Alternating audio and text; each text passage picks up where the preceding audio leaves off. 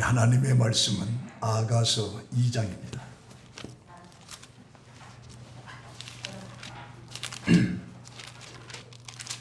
구약 962쪽입니다.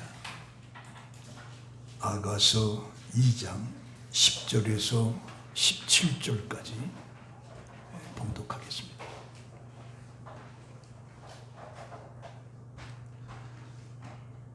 나의 사랑하는 자가 내게 말하여 이르기를 나의 사랑 내 어여쁜 자야 일어나서 함께 가자. 겨울도 지나고 비도 그쳤고 지면에는 꽃이 피고 새가 노래할 때가 이르렀는데 비둘기의 소리가 우리 땅에 들리는구나. 무화과 나무에는 푸른 열매가 익었고 포도나무는 꽃을 피워 향기를 토하는구나. 나의 사랑 나의 어여쁜 자야 일어나서 함께 가자. 바위 틈 낭떠러지 은밀한 곳에 있는 나의 비둘기야, 내가 내 얼굴을 보게 하라. 내 소리를 듣게 하라. 내 소리는 부드럽고 내 얼굴은 아름답구나. 우리를 위하여 여우 곧 포도원을 허는 작은 여우를 잡으라. 우리의 포도원에 꽃이 피었습니다.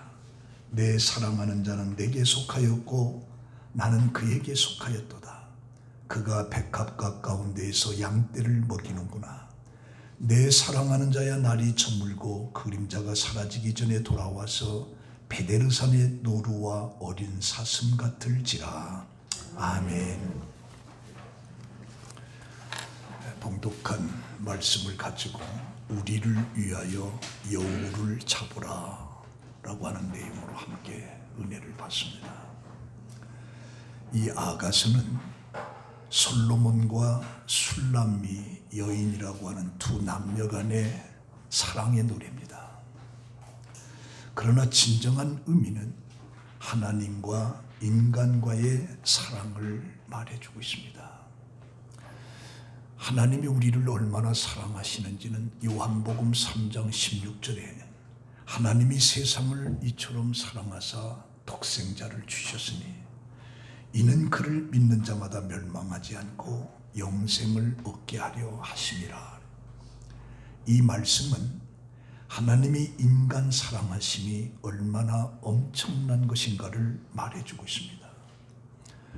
그리고 이 요한복음 3장 16절 한 절이 성경 66권 전체를 대변해주고 있는 말씀이기도 한 겁니다.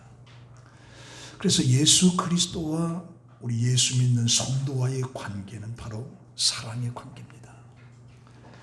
이사야 54장 5절에 이는 너를 지으신 이가 내 남편이라. 그의 이름은 만군의 여호와이시며 내 구속자는 이스라엘의 거룩한 이시라. 그는 온 땅의 하나님이라 일컬음을 받을 것임이라. 그래서 이스라엘을 내 아내, 그리고 하나님을 내 남편이라 그렇게 표현해 주고 있습니다. 이게 신약에 와서 고린도후서 11장 2절에 보면 내가 하나님의 열심으로 너희를 위하여 열심을 내노니 내가 너희를 정결한 처녀로 한 남편인 그리스도께 드리려고 중매함이로다. 그래서 하나님은 남편이 되고 성도는 아내라고 표현을 해주고 있습니다. 그래서 오늘 봉독한 이 10절에서 13절을 보면 나의 사랑하는 자가 내게 말하여 이르기를 나의 사랑 내 어여쁜 자야 일어나서 함께 가자. 겨울도 지나고 비도 그쳤고 지면에는 꽃이 피고 새가 노래할 때가 이르렀는데 비둘기의 소리가 우리 땅에 들리는구나. 무화과 나무에는 푸른 열매가 익었고 포도나무는 꽃을 피워 향기를 토하는구나. 나의 사랑 나의 어여쁜 자야 일어나서 함께 가자. 여기에서 솔로몬과 술람미 여인과의 사랑이 깊어지는 것을 우리가 보게 되는 겁니다. 이것은 또한 예수님과 성도와의 관계가 사랑으로 진하여 감을 고백하는 것과 같습니다. 그래서 바울 사도는 로마서 8장 35절에 누가 우리를 그리스도의 사랑에서 끊겠느냐. 환난이나 곤고나 박해나 기근이나 적신이나 위험이나 가리랴. 그 어떤 것도 예수와 우리와의 사랑에서 끊을 수가 없다라고 바울은 말하고 있습니다. 그러면서 내가 확신하노니 사망이나 생명이나 천사들이나 권세자들이나 현재일이나 장래일이나 능력이나 높음이나 기쁨이나 다른 어떤 피조물이라도 우리를 우리 주 그리스도 예수 안에 있는 하나님의 사랑에서 끊을 수 없다. 죽음도 하나님과 우리의 사랑에서 끊을 수가 없다. 그 무엇으로도 하나님과 우리 사이의 사랑을 끊을 수가 없다라고 말을 해주고 있습니다. 그래서 요한복음 21장 15절에 예수님께서는 요한의 아들 시몬아, 내가 이 모든 사람들보다 나를 더 사랑하느냐, 사랑을 확인하고 있어요. 이 모든 사람들보다 나를 더 사랑하느냐라고 세 번은 묻습니다. 그러자 베드로가 주님이 아시나이다. 그러자 예수님께서 내 양을 치라 말씀하고 있습니다. 그런데 이런 사랑을 허무는 악한 것이 있다는 것입니다. 그래서 이 저자는 사랑을 허무는 작은 여우를 잡으라고 명령을 해주고 있어요. 작은 여우를 잡으라. 큰 여우가 아니고 작은 여우라고 하는 것을 강조하고 있습니다. 작은 여우이기 때문에 가볍게 여기고 무관심할 수가 있습니다. 그러나 이 작은 여우가 사랑을 무너뜨린다는 거죠. 하나님과 우리와의 관계의 사랑을 작은 여우가 무너뜨린다는 거예요. 그러니까 이 작은 여우를 잡으라. 사실 이 마귀의 속성이 큰 것이 아니라 작은 것입니다. 작은 것에서 올가미를 만들어서 성도들로 하여금 넘어지게끔 하는 거예요. 여러분이 이 점에 대해서 멀리 생각하지 말고 우리 자신들을 한번 생각해 보세요. 나로 하여금 시험 들게 했던 것들이, 나로 하여금 화를 나게 만들었던 것들이 어떤 국가의 종망을 결정하는 이런 엄청난 것들이 나를 시험에 만들었느냐. 마치 공산당과 싸워서 내 목숨을 버려야 되는 어떤 그런 시험들이냐. 사람을 죽이는 살인강도와의 싸움이 그런 것들이냐. 그런 것들이 아닙니다. 여러분들 부부지간의 싸움도 대부분 집이 날아가느냐, 사업이 완전히 망했느냐, 이런 것들로 큰 싸움이 일어나지 않습니다. 지극히 사소한 것들로 싸우는 거예요. 어느 부부가 이혼 증서에 도장을 찍었는데 원인이 치약 때문이었습니다. 남편은 꼼꼼한 성격이라 치약을 늘 밑에서 짜가지고 양치질을 하는 거예요. 근데 아내는 그냥 중간에 푹 눌러가지고 짜는 거예요. 그래서 쭈글쭈글하게 만들어 놓는데 이게 쉬는 초에는 그게 넘어갔는데 이제 살아가면서 이게 눈에 거슬리다 보니까 싸움을 하게 되는 거예요. 그래서 남편이 이 치약을 할 때 좀 밑에서 이렇게 짜라. 그러면서 뭐라 그러냐. 내 말이 말 같지 않냐. 이 아내가 뭐라고 그러냐. 뭐 남자가 째째하게 그런 거 갖고 그러냐. 이 열을 올리다 보니까 남편이 네 가정교육이 어떠느니, 집안 내력이 어떠느니, 그러다 보니까 우리 도장 찍자. 그래서 결국 이혼하고 말았어요. 이혼하고. 그 이혼이 치약 때문에, 지극히 적은 것 때문에 이혼이 되고 말았다. 오늘 우리들도 신앙생활하면서 나로 하여금 예수님으로부터 떨어져 나가게끔 하는 이런 것들이 어떤 큰 것이 아니고 지극히 사소한 것들, 이런 것들이 나로 하여금 예수 믿지 못하게끔. 미국 펜실베니아주에 큰 댐이 있습니다. 그 수억 톤의 물이 담겨지는 거대한 댐인데 어느 날 홍수가 나서 그 댐에 아주 위에까지 넘치게끔 돼 있었습니다. 그때 전문가들이 모여서 점검한 결과 조그만 금이가 있는데 그것을 발견하고 이게 쥐 한 마리가 구멍을 판 거예요. 그래서 이 사람들이 아무래도 심상치 않아서 마을에 경고를 했습니다. 이 구멍이 심상치 않으니까 이걸 다 좀 피했으면 좋겠다. 피하라. 근데 이 경고의 말을 듣고 몇 명은 긴급 대피를 했습니다. 그러나 많은 사람들은 비웃었어요. 저렇게 단단한 댐이 그 작은 균열 하나 때문에 무너지겠느냐. 근데 얼마 후에 광음이 폭파되면서 전체가 뚝이 무너져요. 그래서 수많은 사람들이 죽은 사건들이 일어난 거예요. 생각지도 못한 거예요. 근데 지극히 적은 것 하나가 이런 엄청난 비극을 가져옵니다. 우리나라도 마찬가지입니다. 2010년도 6월 10일에 우리나라가 우주시대를 열고 싶은 열망 가운데 국민이 보는 앞에서 나로호를 두 번째 발사했어요.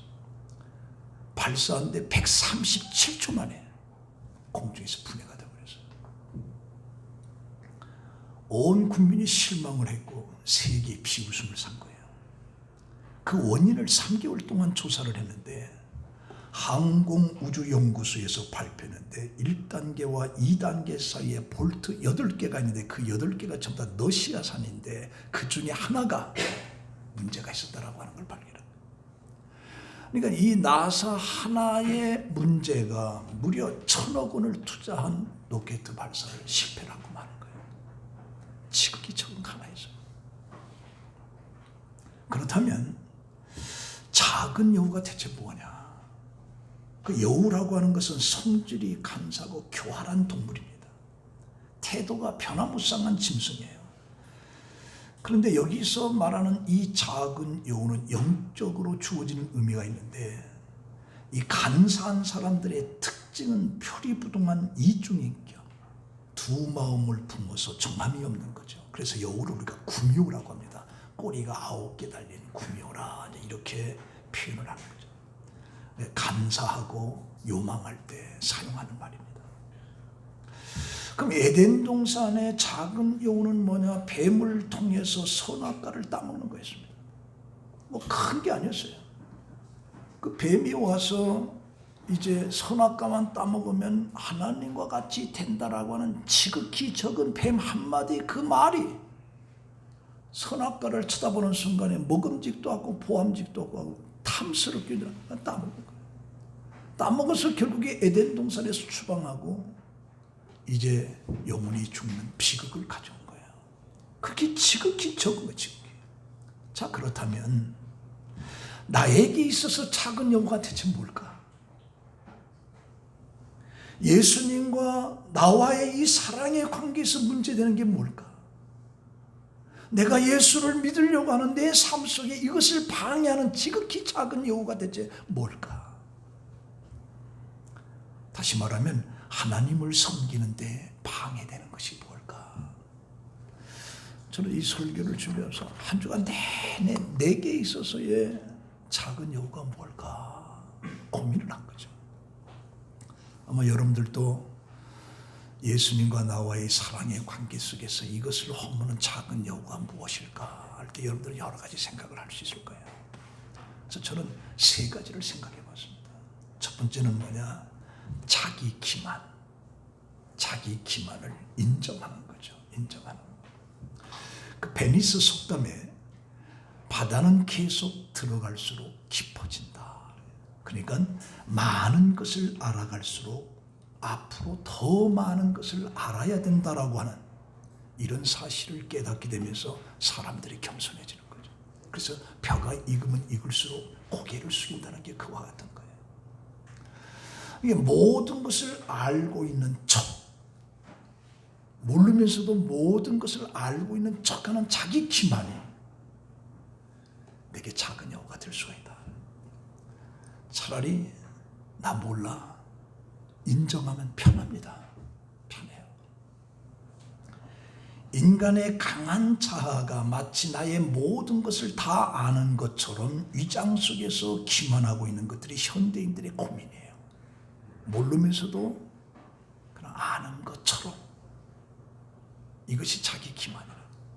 이것이 우리 신앙생활에 있어서 작은 여우가 될 수 있다. 나의 무지가 드러나면 인격적인 모독을 생각하게 되고 또 많은 사람들 앞에 창피한 모습이 생각되고 어떤 공동체 속에서 위신이 떨어져 나가는 것으로 생각하기 때문에 모르는 것을 모른다고 말하지 못하고 모르는 것을 안 것처럼 기만 속에 스스로 나를 파묻히게끔 한다. 이 겸손이라고 하는 것은 따뜻하게 차려지는 음식을 맛보는 듯한 기분 좋은 경험을 하게 되는 겁니다. 예를 들면 저는 잘 모릅니다. 그거 모르는데요, 이 솔직하게 말할 때 거기에서 우리는 큰 해방감을 가지는 거예요. 아, 나 그거 몰라. 그러면 되는데 그거 몰라 할 때 저 무식하구나, 저 인격이 형편없구나, 이런 것들, 어떤 창피하다, 이런 것들이 나를 기만으로 감싸버리는, 이게 내게 있어서의 작은 여우가 된다. 그러니까 나는 이거 모른다라고 솔직하게 창피한 거 생각하지 말고 모른다 창피하게 솔직하게 얘기하면 거기서 우리는 자유를 얻게 되는 거예요. 해방감을 얻게 되고 평안함을 얻게 되는 거예요. 모르는 것을 모른다고 말하지 못하는 자기 기만이 나에게 작은 여우가 되는 거예요.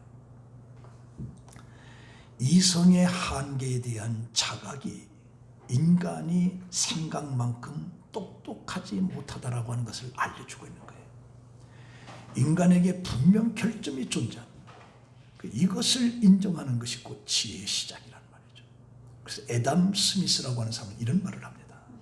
사람이 실제적으로는 이기적인데도 자신이 이타적이라고 말하는 이유는 이타적으로 보이기 싶어 하기 때문이다. 이것은 일종의 자기 광고입니다. 사랑받고 싶어하는 바람을 이타적인 행동으로 표현할 것이라고 말합니다. 자기의 이기심을 더욱 친절하게 보이는 행동으로 이타적인 말을 하면서 은폐를 시키는 거예요. 그래서 애담 스미스는 자기 기만은 인간의 치명적인 약점이다. 인간이 살면서 겪는 혼란의 절반은 바로 자기 기만에서 비롯되고 있다. 인간이 다른 사람의 관점에서 자신을 바라볼 줄 알기만 해도 자기 기만에서 맹점에서 빠지지 않는데, 자기 기만을 계속 방치하게 된다면 결국 우리는 거짓된 자기 모습에 스스로 견딜 수가 없게 된다. 그래서 당신은 당신이 생각하는 것만큼 사랑스럽지 못하다. 나도 내가 생각하는 것만큼 사랑스럽지가 않다. 라고 하는 이 현실을 직면할 때 우린 거기서 벗어날 수가 있는 거예요. 자신이 실제보다 더 사랑스럽고 도덕적이라고 하는 착각 때문에 우리는 자신의 결점을 고치지 못합니다. 그래서 문제는 뭐냐? 자기 자신의 도덕적인 결점을 잘 보지 못하면서 다른 사람의 도덕과 결점은 너무 빨리 파악하는 거예요. 이것을 스미스는 시각의 불균형이라 그렇게 경고를 해주고 있는 거죠. 예수님께서도 산상수훈 마태복음 7장 속에 그렇게 말합니다. 어찌하여 형제의 눈 속에 있는 티는 보고 내 눈 속에 있는 들보는 깨닫지 못하느냐. 보라, 내 눈 속에 들보가 있는데 어찌하여 형제에게 말하기를 나로 내 눈 속에 있는 티를 빼라가 하느냐. 외식하는 자여 먼저 내 눈 속에 있는 들보를 빼어라. 그 후에야 밝히 보고 형제의 눈 속에 티를 빼리라. 그래서 우리는 우리 자신을 알아요. 그리고 자기 자신을 속여서는 안 돼. 기만에 빠져서는 안 돼. 솔직해. 여기서 우리는 자유를 얻는 거예요. 예수님 앞에 가늠한 여인을 끌고 왔던 수많은 무리들이 모세의 율법을 통해서 가늠한 현장에서 잡은 이 여자를 돌로 치리까, 그들은 자기들은 죄인이 아닌 줄 알았어. 그리고 가늠한 그 여인을 향해서 그 죄를 갖다가 정죄를 시켜 돌로 때리는 거야. 그러자 예수님께서 죄 없는 자는 돌로 치라라고 하는 이 말 한마디에 자기 자신을 쳐다보게 될, 자기 자신이 더 큰 죄인이라고 하는 걸 알게 돼. 그래서 돌을 놓고 다 뿔뿔이 도망가요. 그래서 예수님께서 너를 돌로 치려고 하던 자들이 다 어디 있느냐? 다 갔습니다. 나도 너를 정죄하지 않으니 다시는 죄를 범하지 말라. 이와 같이 자기 자신은 죄가 하나도 없는 어떤 기만 속에 빠져 있다는, 그리고 가늠한 여인을 향해서 돌을 던지려고 하는 심판자처럼 오늘 우리들의 모습이 그렇다. 이것이 하나님과 나 사이에 바로 작은 여우다. 이걸 잡아내야 돼. 이걸 잡아내지 않으면 안 된다는 거예요. 인간의 삶에 대한 깊은 어떤 통찰력을 지녔던 물리학자 리처드 파인만이라는 사람이 있습니다. 이 사람이 뭐라고 하느냐? 첫 번째 원칙은 자기 자신을 속여서는 안 된다. 자기 자신을 속여서는. 그런데 애석하게도 자기 자신이야말로 세상에서 가장 속이기 쉬운 사람이라 그렇게 말해요. 그래서 잠언 6장 16절에 여호와께서 미워하시는 것 그의 마음에 싫어하시는 것 옌일곱을 가지니 곧 교만한 눈과 거짓된 혀와 무죄한 자의 피를 흘리는 손과 악한 계교를 꾀하는 마음과 빨리 악으로 달려가는 말과 거짓을 말하는 망령된 증인과 및 형제를 이간하는 자니라. 잠언 19장 5절에 거짓 증인은 벌을 면하지 못할 것이요 거짓말하는 자도 피하지 못하리라. 골로새서 3장 9절에 너희가 서로 거짓말을 하지 말라. 이사야 28장 15절에 너희가 말하기를 우리는 거짓을 우리의 피난처로 삼았고 허리 아래에 우리를 숨겼나이다. 온통 거짓, 자기 자신을 속이는 기만 속에 빠져있다. 이것이 바로 하나님과 나 사이의 사랑의 그 포도원을 허는 작은 여우라는 말이야. 이걸 잡아내라. 그 두 번째는 부정적인 생각, 소극적인 생각. 이것이 작은 영을 내게 있어서. 작은 영은 부정적인 생각이고 소극적인 생각들에서 이게 할 수 있느냐, 할 필요가 있느냐, 안 된다라고 하는 이런 부정적인 생각들이 포도원을 허는 작은 영을. 오늘 우리들의 삶 속에서 문제가 뭐냐? 부정적인 생각, 소극적인 생각, 할 수 있겠느냐, 할 필요가 뭐냐, 안 되는데 이런 부정적인 생각들로 가득 차 있다. 그러다 보니까 하나님과 나와의 이 사랑의 포도원이 허물어집니다. 우리가 역사를 돌이켜보면 성공한 사람, 성공한 교회는 전부 다 뭐냐? 할 수 있다, 합시다. 할 수 있다, 합시다 라고 하는 긍정적인 생각을 가진 사람들은 성공했어요. 이런 사람들로 가득 찬 교회는 교회가 붐이 되는 거예요. 나는 할 수 없어. 에이, 못해. 이런 사람들로 차 있는 곳에는 교회가 절대로 붐되지 않습니다. 그래서 잠언 23장 7절에 대저 마음의 생각이 어떠하면 그 이인 또 그러한지. 마음이 어떠하냐 그 마음에 따라서 그 사람도 그와 같다 그래요. 그래서 사무엘 스마일이라고 하는 사람은 이렇게 말합니다. 생각을 심으십시오. 행동을 거둘 겁니다. 행동을 심으십시오. 습관을 거둘 것입니다. 습관을 심으십시오. 성격을 거둘 겁니다. 성격을 심으십시오. 신의를 받아들일 겁니다. 생각을 기르라는 거죠. 왜냐하면 자기가 하고 있는 이 생각 이상으로 그 무엇을 할 수가 없다는 거예요. 그래서 우리는 생각을 조심하고 내 마음의 소극적인 생각, 부정적인 생각, 또 나쁜 생각들이 들어오게 되면 이런 것들이 바로 포도원을 망치는 작은 여우이기 때문에 이것을 잡아내야 된다.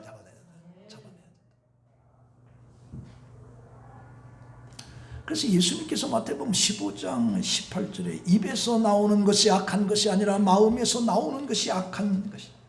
악한 생각과 살인과 간음과 음란과 도둑질과 거짓 증거를 비방과 이런 것들이 사람들을 더럽게 하느니라. 그 못된 작은 생각이 작은 영혼인데 우리의 아름다운 영혼이 못된 작은 생각 때문에 망쳐지게 되는 거죠. 그래서 우리는 작은 생각의 이 불씨를 발상에서부터 잘라내야 돼.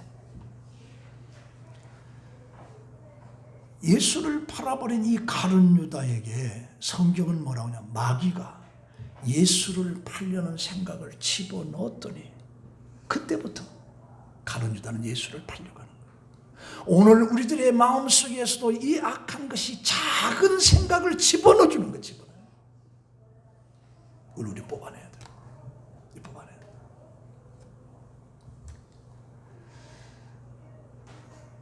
우리 천재가 에디슨이 이런 얘기를 했죠. 천재는 99%의 노력과 1%의 영감이다. 근데 이게 사실 잘못 오존된 겁니다. 이 거꾸로입니다. 거꾸로. 에디슨은 천재입니다. 반면에 오만했어요. 자신만만한 천재였습니다. 에디슨이 말한 건 그게 아니고 너희들이 아무리 99%를 가지고 노력해도 1%의 천재성을 가지고 있는 사람을 따라올 수 없다라고 말한 거예요. 이게 잘못 고정된 거예요. 사실 머리 똑똑한 사람한테는 머리 나쁜 사람이 100년을 해도 안 돼요. 이게 와전된 거죠. 99%의 노력, 1%의 천재 영감성을 가지고 있는 사람을 따라올 수가 없다라고 말한 것이 에디슨이에요. 이게 이제 변질된 건데, 에디슨이 전기를 발명했는데 이 직류 전기를 발명했어요. 이 직류 전기에서 이 교류 전기로 이것을 발견하지 못한 거예요. 근데 이때 에디슨보다 더 머리가 명석한 니콜라 테슬라라는 사람이 있어요. 테슬라라는 사람. 그는 전기를 발명해서 우주의 신과 교신하겠다라고 하는 꿈을 가지고 있는 천재였습니다. 그는 프라하 대학에서 수학, 물리학, 기계학을 공부하는 천재였습니다. 그는 교류 전기를 연구하기 위해서 미국으로 와서 에디슨 회사에 취직을 하는 거죠. 그때 에디슨은 직류를 통해서 돈을 어마어마하게 벌게 되는데 에디슨의 고민이 뭐냐? 이 직류가 아니라 교류. 직류라고 하는 건 이 직통이에요. 교류라고 하는 게 꺾어져서 갈 수 있는 건데 그걸 못하는 거예요. 근데 에디슨이 풀지 못하는 이 교류의 전기를 니콜라 테슬라가 발견한 거예요. 여기에 에디슨이 질투심을 느낍니다. 그 테슬라를 회사 바깥으로 쫓아내버립니다. 그러고 나서 그가 만들었던 교류를 통해서 엄청난 부를 에디슨이 차지하게 되는 거예요. 그래서 1809년에 노벨 수상위원회에서 에디슨과 테슬라를 노벨상 공동 수상자로 결정했는데 테슬라가 그것을 거절하는 거예요. 왜? 에디슨과 같이 있기도 싫다. 그래서 이제 이 작은 질투였던 감정, 이런 것들이 결국에 평생을 품고 가다 보니까 이 테슬라는 독신주의자입니다. 독신주의자. 그가 1943년 뉴욕 한 호텔에서 쓸쓸히 죽고 마는 거예요. 그러니까 이 지극히 적은 어떤 질투, 이런 감정들이 문제가 되는 거예요. 문제가. 오늘 우리들도 마찬가지예요. 지극히 작은 어떤 이런 감정들, 질투, 시기, 이런 것들이 내게 있어서 작은 여우가 된다. 이걸 뽑아내야 된다.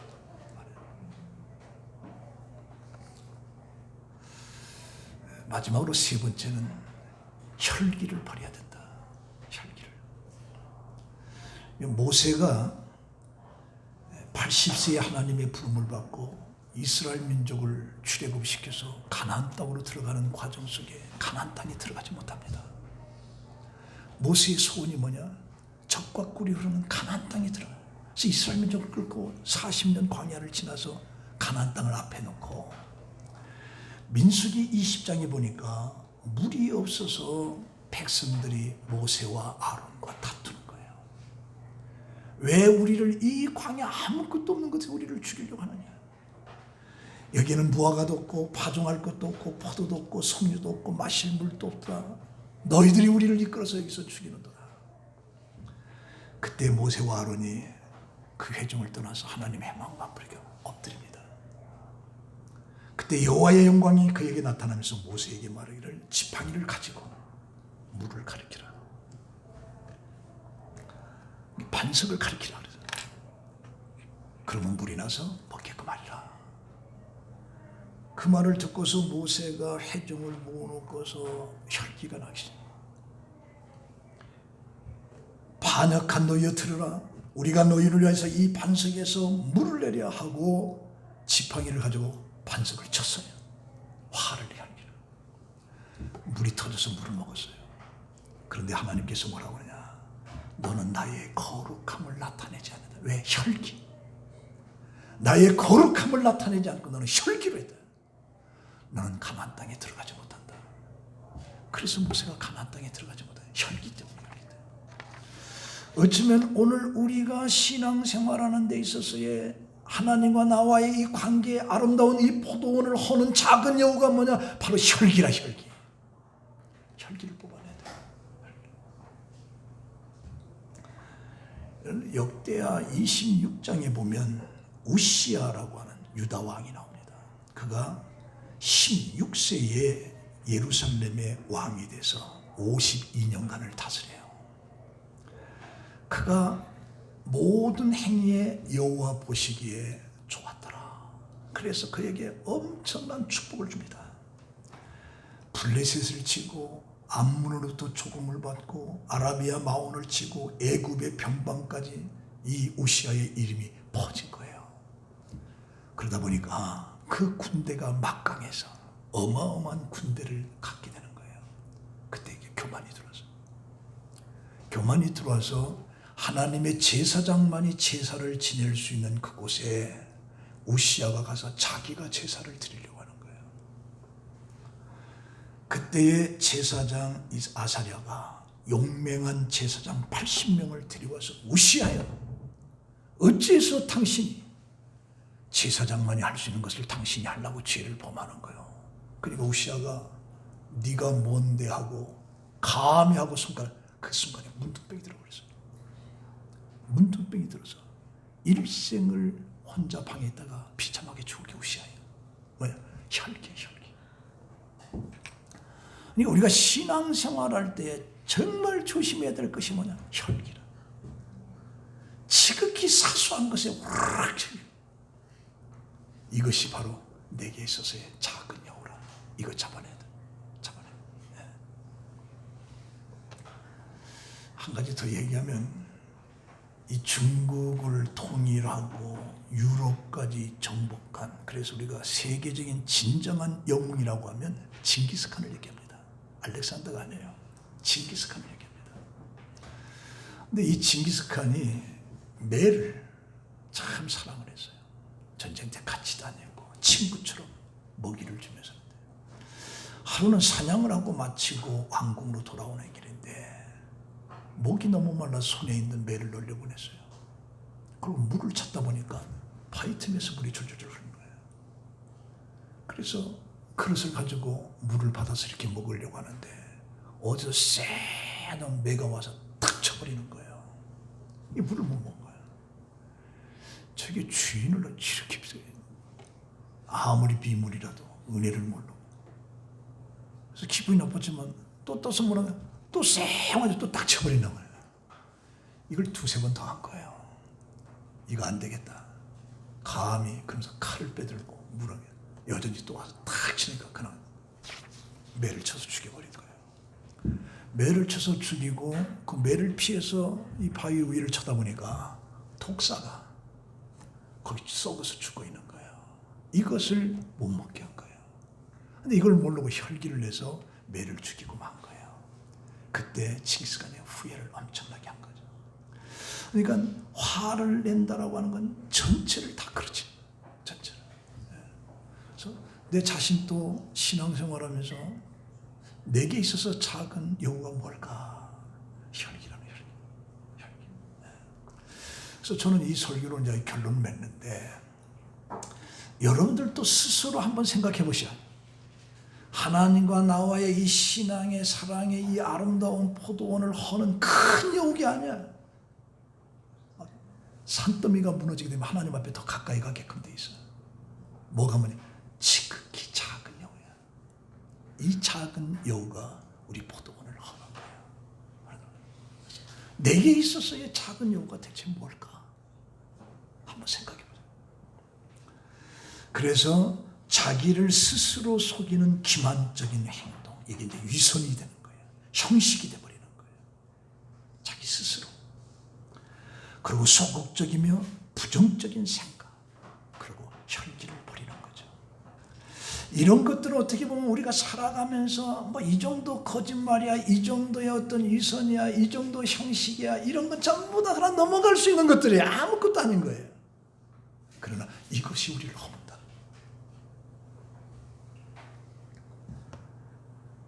그리고 이런 것들이 내 인생의 삶을 무너뜨리고 가정을 파괴하고 인간관계를 전부 다 파괴. 그렇게도 사이가 좋았던 너와 나 사이가 이게 다 무너져 버리는 거예요. 우리는 작은 여우를 잡아야 돼. 그래서 예수님과 나의 사랑을 위해서 내 속에 있는 이 작은 여우를 하나도 용납하지 말라. 다 잡아서 여러분들의 그 사랑의 포도원이 아름다운 여러분들의 영원한 어떤 구원의 소망이 되기를 예수의 이름으로 축원합니다. 기도하겠습니다. 하나님 감사합니다.